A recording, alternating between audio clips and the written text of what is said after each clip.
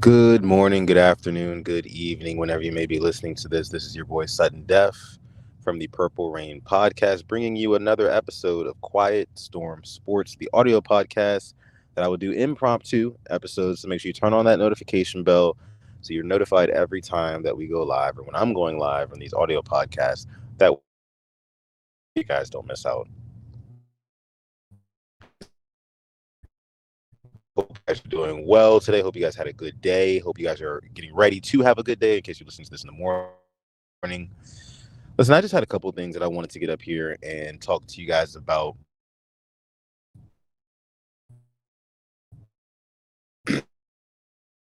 Appreciate that. But news just came out that Lamar Jackson, Ravens starting quarterback, will not start against the Steelers on Saturday in their Week 18 matchup that takes place at M&T Bank Stadium in Baltimore, Maryland. Very interesting stuff, but at the same time, not interesting because I think the majority of us kind of figured that Lamar Jackson wouldn't be playing. Some of us were of the school of thought or the opinion, rather, that, maybe he should play. That way, we don't have a repeat of what happened in the 2019 season where, we get the first round bye and then the team comes out flat in the divisional round against the Bills.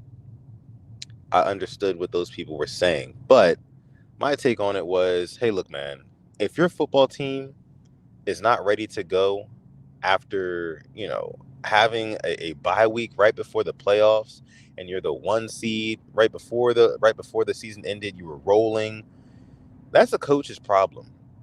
If the coach does not have his team ready, his 13-3, maybe 14-3 by the time the playoffs start, maybe 13-4, who knows? But if your coach does not have that team ready to go and fired up and feeling like they got the chip on their shoulder, so they need to come out and play like their hair is on fire, that's a coaching thing. That is a coaching problem for not having those guys ready. And I have no doubt in my mind that this year things will be different because, not because of John Harbaugh, so to say, but because of the coordinators, right? So we have four important people, right, who I think will make sure that this Ravens team are ready to go and are locked in come playoff time. Four people within that Ravens organization. Number one, Lamar Jackson. Number two, Todd Monken. Number three, Mike McDonald. And number four, Roquan Smith. Now, Lamar Jackson and Roquan Smith are what I like to call, obviously, Lamar Jackson is the quarterback of the offense, but Roquan Smith is essentially the quarterback of the defense. And that is something that we need if we're going to have these guys playing like their hair is on fire, chicken with the head cut off, whatever, analogy you want to use. Have those guys ready to go and flying all over the place. That's what we need Roquan Smith for. Now, looking at the coaching side of it, Mike McDonald is a guy that all those players on defense, they want to run through a wall for him. Okay. So when you stagger, when you layer the fact that this defense has a coach they want to run through a wall for, and a player on the field, a leader on the field in Roquan Smith, who they would run through a wall for. I mean, it's just that defense, man. You put it like that, I don't really see who's stopping it. I don't really see who's stopping it. And even if you do, start the game off a little bit hot, your game plan is working a little bit on the way that you wanted to implement your game plan is going well early in the game, like we saw with the 49ers, like we saw with the Dolphins. That team adapts quick. Mike McDonald adapts quickly, very quickly. I mean, we saw it last week earlier in that Dolphins game. Tua was tearing up our secondary, our linebackers in our secondary, um, dropping it right over the linebackers, right underneath the safeties every single time that window was wide open. And eventually you saw what happened with Roquan Smith. He got tired of it. He got fed up, closed that window real fast. And once the window was shut, it never came back open. It never came back open. Once this defense gets you locked in and backed into a corner, yeah, good luck getting them off of you. Good luck, because, I mean, not only is it like an avalanche of just turnovers and turnovers and turnovers, we're getting quality stops. We're getting quality stops, especially in the second half. The defense has been looking stellar, just absolutely phenomenal. Shout out to all you guys in the chat. Jeremiah says Lamar and the first team wide receivers can just keep practicing. Yeah, I agree. I agree. The first team receivers. Here's one thing about the first team receivers. I want to talk about Rashad Bateman briefly. I want to talk about Bateman because a couple of weeks ago I was on the Purple Rain podcast and I made a claim that perhaps the reason why Rashad Bateman does not flourish in the way that we expected him to, being a first round receiver with Lamar Jackson at the helm playing quarterback, is because their play styles just simply don't match. As we know, Lamar Jackson is a very off script, backyard football type of quarterback who's just going to make something happen. He wants to hit the home run, that sort of thing. Whereas Rashad Bateman, he's more of an on script, more timely receiver. He's expecting for his quarterback to hit his 3-step drop, make his read, boom, ball's out. Not a whole lot of holding the ball for 4 or 5 more seconds, because Rashad Bateman is a stellar route runner. He is a stellar route runner. And what happens is when he gets to the top of his route, or when he's done running his route and he turns around and expects the ball, and the ball's not coming, Lamar Jackson's still scrambling around. He's like, well, damn, I did my job. So that's why you see sometimes Rashad Bateman kind of lack the effort when the ball does actually come his way. But I guarantee you this, because I still believe that's true. I believe that Rashad Bateman is an on-script receiver and Lamar Jackson is an off-script quarterback, and that's why they don't necessarily have the best chemistry. But I guarantee you this, with Tyler Huntley starting and Rashad Bateman playing, Bateman will have a big game. Watch. Just watch. Mark my words. Saturday against the Steelers, Rashad Bateman, and I don't know exactly how much he's going to play. If I had to assume, I'd assume he's going to play a pretty good chunk of this game. And I would expect this game to be a little bit closer than we think, especially since Lamar Jackson doesn't play. And that's not to say that, you know, the Steelers don't normally give Lamar Jackson trouble to begin with anyways, but you guys know what I mean. But yeah, I guarantee you Rashad Bateman goes for, let's say, I don't know, 60 plus yards receiving. I'll say 50 just to be on the safe side. But if you're a betting man, I might bet on Rashad Bateman this weekend. I might bet on Rashad Bateman. OBJ, not exactly sure if he's gonna play. I know he only needs like 5 more catches, I think it is, to get an extra $250,000 in bonus incentives on the season. But I think that they will probably err on the side of caution when it comes to a guy like him. And if he does play, maybe he plays like a series or 2, and that's it. You know, because I think we value postseason success more than $250,000 for an already filthy rich Odell Beckham Jr. And I don't know if he feels the same way, but I would assume so. He wants to win.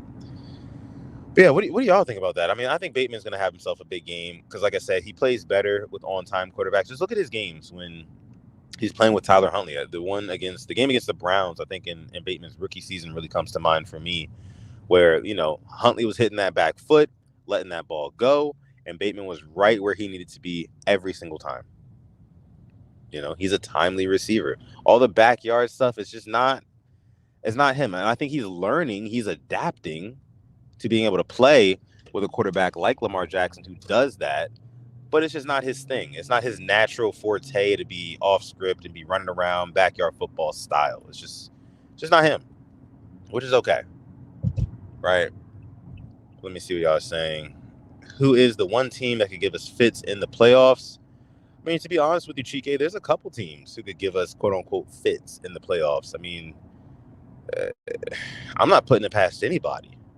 You know, we've had that 2019 season. We've had that 2021 season. Or 2020 season, I'm sorry. I'm not putting it past anybody.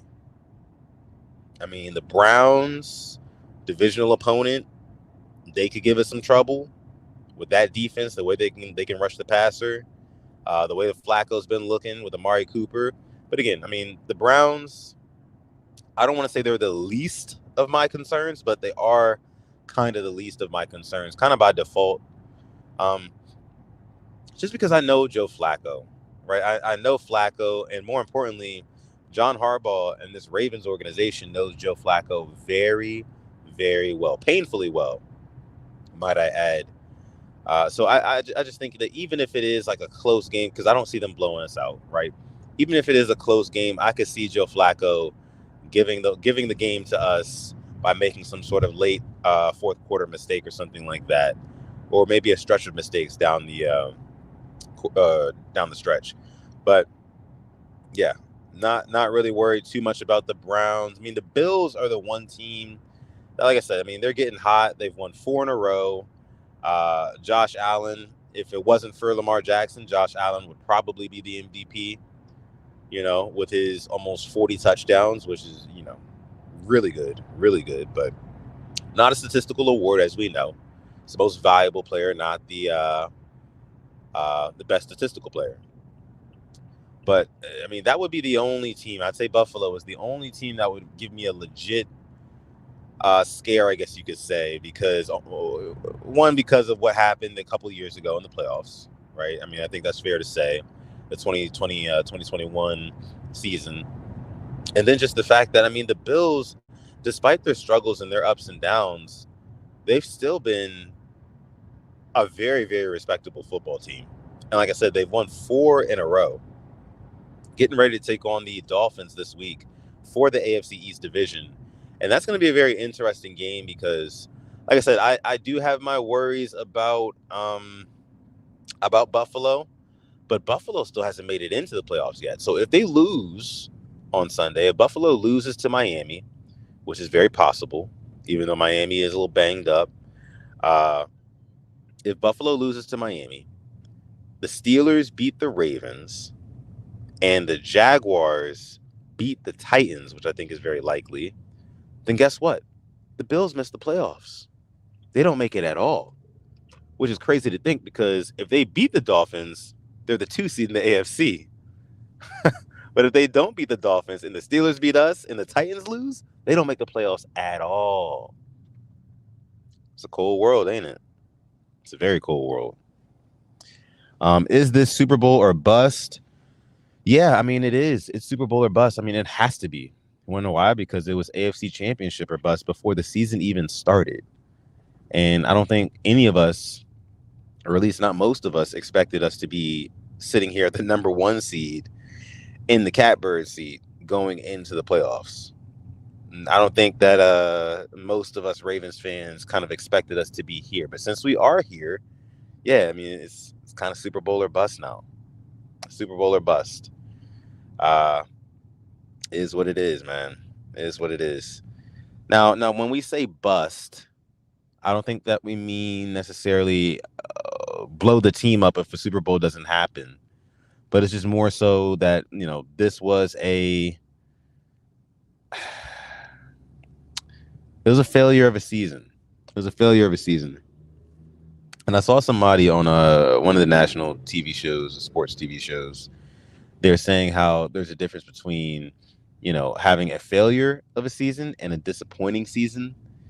And to me, the game of football is about absolutes. It's about wins and losses, right? I learned that a long time ago. There is no gray area, or at least there's not supposed to be any gray area with this game. And so if you don't win, if the goal is to win a Super Bowl and you don't win the Super Bowl, the season was a failure. Even if you made it to the Super Bowl and lost it, season was still a failure. It was still a failure because you didn't win. What's going on, man? What's COD channel? Says sup, gang. Check on each other. Absolutely. Mental health over everything, man. Over everything. Especially in these winter months, mental health is definitely even more prevalent, to be honest with you, because the season's changing. I even know for me that causes a little bit of depression, man. It sucks. So yeah, check on each other. Let's see. He also says, Sutton, thoughts on Lamar tricking the defense on being a lefty? Yeah, man, that was not at all on accident. Let me just say that was calculated by Lamar Jackson, because do you know how many times that he takes that 3-step drop in practice and does not take it from his left side? All his life he's been a right-handed quarterback. So all his life he's been dropping back to the right. But on this specific play, he drops back on the left-hand side of things, shifting the entire defense. Because what happened was the Dolphins were playing in zone coverage. And when he comes pedaling to his left side, they're like, oh, obviously he's either going to throw or run left. That's just a no-brainer. It's got to be one of the two. So you see the entire defense shift towards that left side of the field. As soon as Lamar Jackson sees them do that, he flips his hips, gets back to the other side, and Zay Flowers is wide open for the touchdown. Just glorious stuff from our QB1, quite frankly. Not even, not much to say about that. That was just an incredible play. Jeremiah says that was like the Michael Jordan lefty layup. Yeah, I mean, something like that. Something like that. It was insane. Incredible stuff from Lamar Jackson. Leo said, it says, you said, why are people acting like Mark Andrews will come back? It's because John said that, and even said it again last week. If we make a late January run, he can come back. Yeah, he's not coming back, Lil. He's not. I mean, this is the same John Harbaugh who last year was saying that if we made the playoffs, Lamar Jackson was gonna come back, and he never did.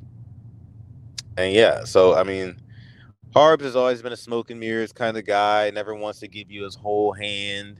Plays his cards close to the chest, that sort of thing. But yeah, Mark Andrews with a cracked fibula. Don't expect him to come back, and I don't even know if I want him on the field, to be honest with you. I don't even know if I want that, because it's just doesn't really seem like the smartest thing to force having Mark Andrews out there if he's not 100%, especially when we have an Isaiah Likely who is producing at an all-time level in terms of his career, of course. I mean, this kid, Isaiah Likely, we're not talking about him enough. I think he has 4 touchdowns, if I'm not mistaken, 4 touchdowns since Mark Andrews' absence. And, he's proven to be a reliable weapon for Lamar Jackson. I think Lamar Jackson trusts him even more after that one-handed grab that he had on 4th and 7. I think he'll be going to him even more. So, I mean, put some respect on my boy Isaiah Likely's name. Jeremiah says 6 to 8 weeks. He thinks he'll be back. Put some deer ankle spray on that cracked fibula. What's going on, Raven Ron? Thank you for coming through. Likely is awesome and deserves targets when Andrews is available. That's true too. Todd Monken's going to have to find a way to still get the ball in Isaiah Likely's hands when Mark Andrews is on the field, when he is available. Because, I mean, what Likely is able to provide, pass catching, especially yards after the catch, I mean, the kid has always been special. And Mark Andrews is kind of like that too. Mark Andrews does not have the same speed or elusivity as Isaiah Likely does. And I think that's what makes Likely special. Now, Andrews has a little bit more of the, I guess you could say, the sure hands and the toughness, and he's more of a traditional tight end, where Isaiah Likely is a little bit more of a hybrid tight end. But yeah, they both need targets. That's for sure. In this offense, they both deserve targets in this offense. Can definitely say that. Ardarius Washington is coming back. Yes, I saw he was just taken off of IR. That is big for us, especially considering we were literally bringing up guys off of the practice squad to finish out that Dolphins game. Do not want to see that happening in the playoffs, especially not in any of these close matchups with any of these good QBs. Can't have that. Can't have us bringing up guys from the practice squad mid-game, to check guys like Amari Cooper and, guys like that. I mean, what's his name? Ridley, if we have to play the Jags, or Diggs, or Gabe Davis. Hell, even a Rashee Rice. I don't care, I don't want practice squad players. Cornerback is thin. Yes, cornerback is very, very thin right now, and that's why we need these guys back. I think Rashad and Lamar are starting a connection after seeing the Dolphins game. I think they've had a connection. I think they're just trying to perfect it. And the problem is, I said this before the season even started, there's only one football to go around on this offense. And with the Ravens being, a run first team, so to say. Now, recently we've been kind of airing it out a little bit, just a little bit more, and it's been working. But Rashad Bateman's the type of guy where, again, he prefers an on-time quarterback who's not doing all the backyard quarterback stuff. He wants a quarterback who's gonna, do his 3-step drop, make his read, already know where he's going with the football, and boom, that football's out. And Bateman will make sure he's in the right place because he's a hell of a route runner. But I mean, people who are I compare guys like wide receivers who are really good route runners to people who always come prepared, like who always come prepared. They show up prepared. You spend all this time. It's like, for example, it's like if your teacher gave you a homework assignment, right? And you went home and you made sure you did all that homework and you made sure that you brought it in, you turned it in on time and everything like that. And then when you go to turn it in, your teacher says, "Oh, you know what? I'm not even going to take that homework that I assigned. Don't even worry about what you were supposed to do. Just give me whatever you want, and just make it work." That's kind of what the relationship between Lamar Jackson and Rashad Bateman is. Because Rashad Bateman's like, dude, I'm routing these dudes up. And that he is. If you look at even the statistics, the charts show that Rashad Bateman is one of the best separators in this league, in the National Football League, not the AFC, not the AFC North, in the National Football League. Rashad Bateman is among one of the best separators when it comes to wide receivers. But he's not really, the connection is just not there all the way because, again, Lamar Jackson is just not really that type of quarterback to be always on time. A lot of times things break down, he's getting out of the pocket, and somebody just has to get open. The backyard football stuff, again. Then you couple that with the fact that the Ravens also have a dynamite run game and a little less dynamite with the lack of Keaton Mitchell and J.K. Dobbins. We know that, but still the best rushing attack in the league. So when you pair those two things together, I mean, Rashad Bateman, he just does not get the same amount of opportunities as maybe another wide receiver would get on a different team. Leo said it says, whoever the 7 seed will upset Miami if they stay locked into that 2 seed. I'm trying to think who would be in that 7th seed. Probably like the Steelers, right? Or I'd have to look at the bracket and the standings right now, but that's what I'm thinking. Let's see. I think the Dolphins will smoke the Bills. Colts 7 seed. Okay, thank you, Raven Ron. Colts 7 seed. I don't know. I don't see the Colts beating the Dolphins. I don't see the Colts going to Miami and beating them in Miami unless Tyreek Hill can't play. Unless Tyreek cannot play. I saw a video today that was released. Tyreek Hill was in a walking boot. So hopefully he can get that better because they already are down. They're already down Jalen Waddle. Raheem Mostert as well. I'm not sure when those guys are coming back, but man, the Dolphins are banged up. So I mean, I get what you're saying there.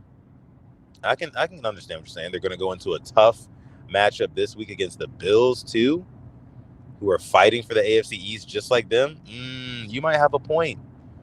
They might be worn out come Super Wild Card weekend in a couple of weeks. You might have a point there.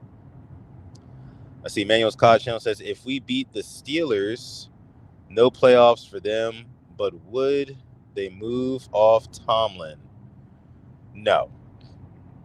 Not going to move off Mike Tomlin.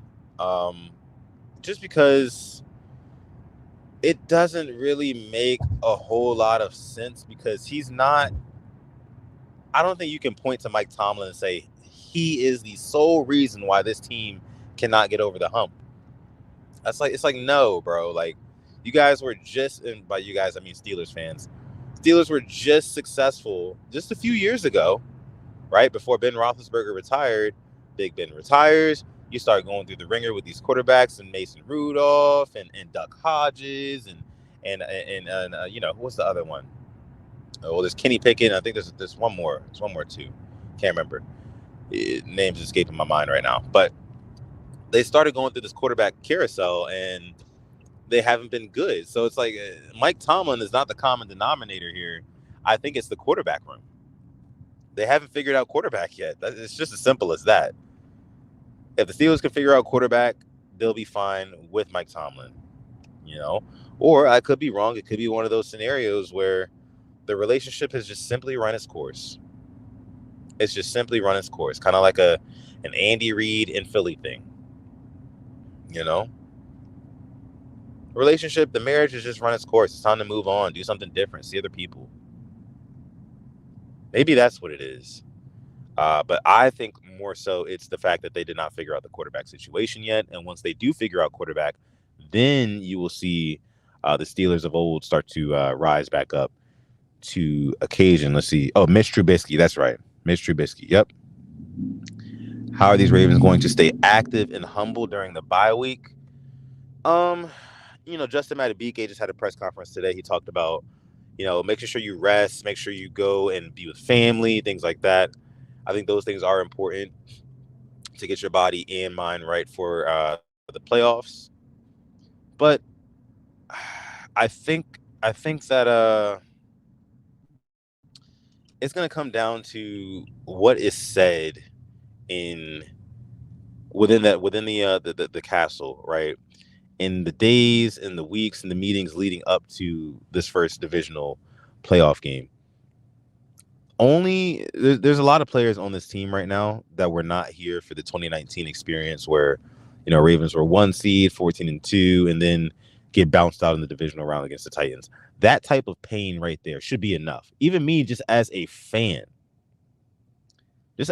I would know that if I was playing, that would be all the motivation I need because I would not want to experience that pain again. And I know if, as a fan, that was painful. I know as a player, as a coach, that was painful as hell.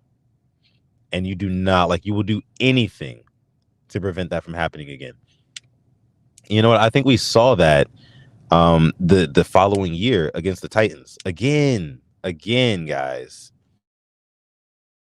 We saw it, right? I mean, we played them in the wild card round, and you can tell Lamar Jackson, for one, just was not having it. That game started off slow too. I think we started off losing that game 7-0 or 10-0, something like that. And it got to a point where Lamar Jackson was just like, okay, enough. He threw an early pick in that game, a bad pick, and he came out on the next possession, ran it all the way in from midfield on 3rd and whatever I think it was. Runs it all the way in, runs past guys. Like, he hits that 100% speed gear that we've been talking about we haven't seen from him. He hit that. And you could tell in that moment, Lamar Jackson was not taking no for an answer. So I say all that to say Lamar Jackson is the leader of this team because he is the quarterback. And I think he needs to preach that to his guys. You have to hit that gear. You have to hit that gear in this game so we can prevent being bounced out and going one and done. You have to not take no for an answer. That's really all it boils down to. That's really all it boils down to at the end of the day. Let me see. Lamar got in the end zone versus Titans game and said, fuck what y'all talking about. Yeah.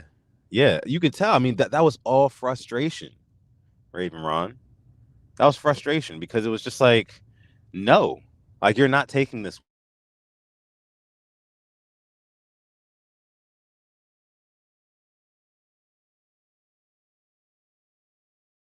You're actually not going to tell us.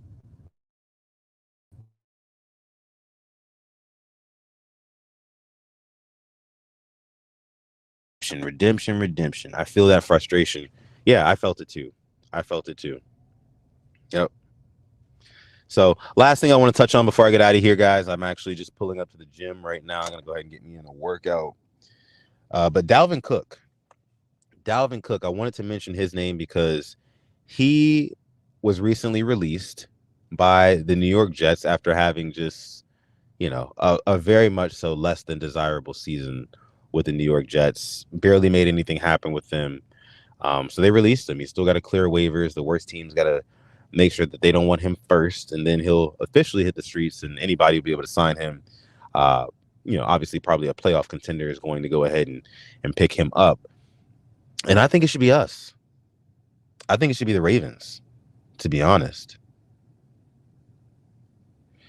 I think it should be the Ravens. I think that the Ravens should pick him up.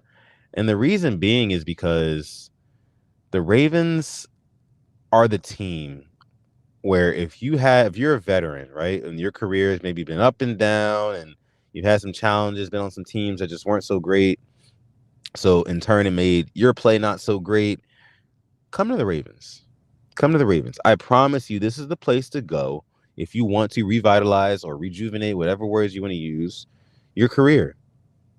We've seen it in multiple instances.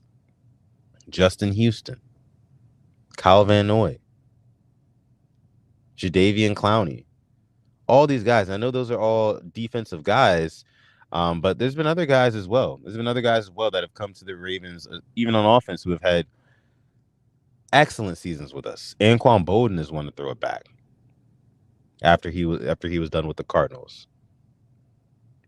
So I mean, especially if you plug and play, I'm just a firm believer in this. If you plug and play a Dalvin Cook into a rushing offense of the caliber of the Ravens, how does that not turn him up? Killer Cam says I would sign him to the practice squad just in case of injury. Why not? Sign Cook. He's cheap and he's healthy. Agree on Cook. Yeah, I mean, why not? Why not? You don't think that he wants to play for a contending team after the type of seasons he's had? You don't think he's going to lay it all out on the line for a contending Ravens team? For his season to go from zero, pretty much no production, team's not doing anything, quarterback is hurt first week of the season, all of a sudden to, I have a chance to contend for a Super Bowl? Oh, yeah. He's going to turn up. That's going to be all the motivation he needs. We got guys like Kyle Van Noy, who we got in week 4, who realized that. And look what he's done. So imagine dropping a guy off right before the playoffs. Like, hey, look, we're going to bring you in. We just need you to get some angry runs off in this playoffs, man. You want to help us win the Super Bowl? Does that sound good? I know you've had a rough season. He's going to be like, shit, yeah. Of course. So, yeah, man. I think we should go out and get him. That's just me. Sign Ndamukong Suh. I like that too. Main reason being is because I still think that our run defense is a little bit shaky. Our run defense has been bailed out by some turnovers and by, our secondary just making plays, passes, defense, interceptions, things like that. But we definitely have been kind of lacking in the run stopping department. I think Devon Achane last week averaged like 7.4 yards a carry on us. Like we can't really have that going into the postseason, especially if we're not going to be knocking teams out consistently with this high-powered offense or with this opportunistic defense. I would sign Suh as well. In my opinion, Cook is washed up, says Paul. All right, let's see. Killer Cam for the Browns and the 49ers. Thea Pennell the fourth, what's going on, brother? Appreciate you for coming through. Says, what about Cunningham playing wide receiver and special teams now? I don't mind it. I think that this is one of those things where, we probably plan on holding on to Malik Cunningham for a little while, I would say. So they're going to try to break him in on the team. Hey, look, go out there, play some special teams. Go out there, line up at receiver.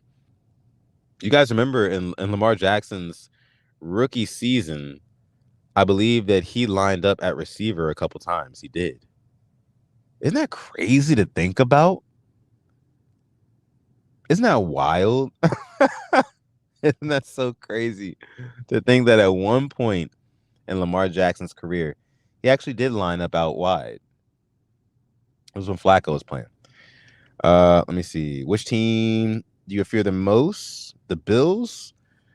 Yeah, I was saying it earlier. I was saying the Bills are probably the team that I would fear the most right now. I don't fear the Browns because I don't fear Flacco. I don't fear the Jags, obvious reasons. Uh, Colts. Hell, if the Steelers make it, some of the top teams. I mean, the Chiefs. The Chiefs are the Chiefs. They're going to be competitive as hell in the playoffs, right? And they're going to pull out all the stops. That's just what they're going to do. But I still do think that the Bills are, like I said again, the hottest team right now. Won 4 straight. Josh Allen would be MVP if it wasn't for Lamar Jackson. And I just like the football they're playing. They're playing some good football over there. What's going on, Darius? I fear the Browns because of not Jason Garrett, but Myles Garrett. Yeah, I mean, their pass rushers are elite. But listen, man, our tackles, shout out to Patrick McCarry. Shout out to Ronnie Stanley when he is healthy. Shout out to Morgan Moses. Shout out to Ben Cleveland. I know he doesn't play tackle, but shout out to Ben Cleveland. Had himself a good game at right guard in Kevin Zeitler's stead. So, Killer Cam says he can single-handedly win the game by himself. He's definitely the best pass rusher in the league right now, I would say. Either him or TJ Watt. But what I've seen in past weeks and how the Ravens are able to put some of these premier edge rushers into conflict, into confusing situations, I think Monken will have something up his sleeve for him this time around. I do. Whether it's running away from him, leaving him unblocked, things like that. We'll see. And Killer Cam, you are right. This year he is different. He definitely is different. I definitely do think that, like I said, he is the best pass rusher in this league. Between him or TJ Watt. It's very close, very close. All right, guys, I'm going to go ahead and end this live stream here. Thank you guys so much for coming out, listening to this audio podcast called the Quiet Storm Sports Podcast by way of the Purple Rain Podcast YouTube channel. Make sure you guys go ahead and like this video and subscribe to our channel as well. Me and Simply AS10 will be going live tomorrow, Thursday, at about 6 p.m., previewing the Steelers game, talking about all the things that we need to talk about, guys, because, listen, playoffs are about to start. It's about to get stressful. The Ravens are 1 seed. So me and Alex, we got a lot to talk about, right? Lots to talk about. So make sure you guys stay locked in. Follow us on Instagram at the Purple Rain Podcast. You can follow me on Twitter or Instagram at Sutton Def. Some of you might be even listening on Twitter. So just go ahead and hit that follow button if you do see that. If you're not already following me, I appreciate it. But yeah, thank you guys. As let me see. Jeremiah says good stuff, but don't drive and read. You're right, Jeremiah. I just love getting out this content for you guys so much. And I also do it so I don't fall asleep on my way home from work, because I have an hour-and-a-half commute, give or take, on my way home from work. So to help myself from dozing off, I talk to you guys. You guys keep me awake and alert. So that's why I do it. But I do understand that it isn't dangerous to drive and try to read at the same time. But I'm sitting in traffic, bro. So cut me some slack. This is for y'all. This is for the Rain Gang. All right. Love you guys. Stay positive. Test negative. Never, ever, ever forget, even on the rainiest days, to call God. Peace out.